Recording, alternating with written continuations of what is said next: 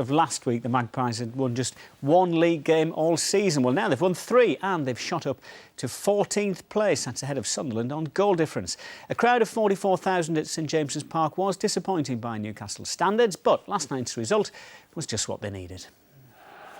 It was never going to be easy against an Aston Villa side who've shown real signs of breaking into the upper reaches of the Premier League this season, and there were 1 or 2 scares in the first half, not least when Joey Barton tangled with Gabriel Agbonlahor.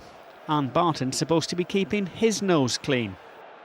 Any incident that Joey's going to be involved in is going to be blown up far more than any other player, and whatever it was, it's one that he has to take on the chin, and all we can do is ask what he's done for us, and that's given us the performance that he has tonight. Maybe that was still on Agbonlahor's mind a couple of minutes later when he missed a real sitter.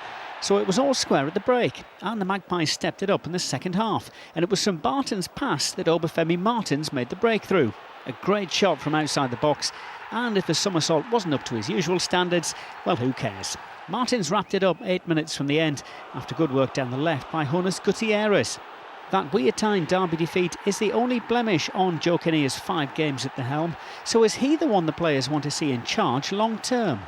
I think what they want is stability at the club. I think that's what everybody has wanted, and whether that's going to be Joe, I think somebody else, of course, will make them decisions. But certainly, as regards the results, he certainly hasn't done himself any harm.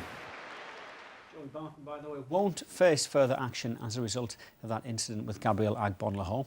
As for the sale of the club, Keith Harris, the man looking after the deal, said today there are 2 very serious contenders and he hopes to have it sorted sometime around New Year. So he'll be pleased to see a league table which shows the Magpies clear of the relegation zone. Tottenham are back at the bottom. Next up, Newcastle are at Fulham on Saturday.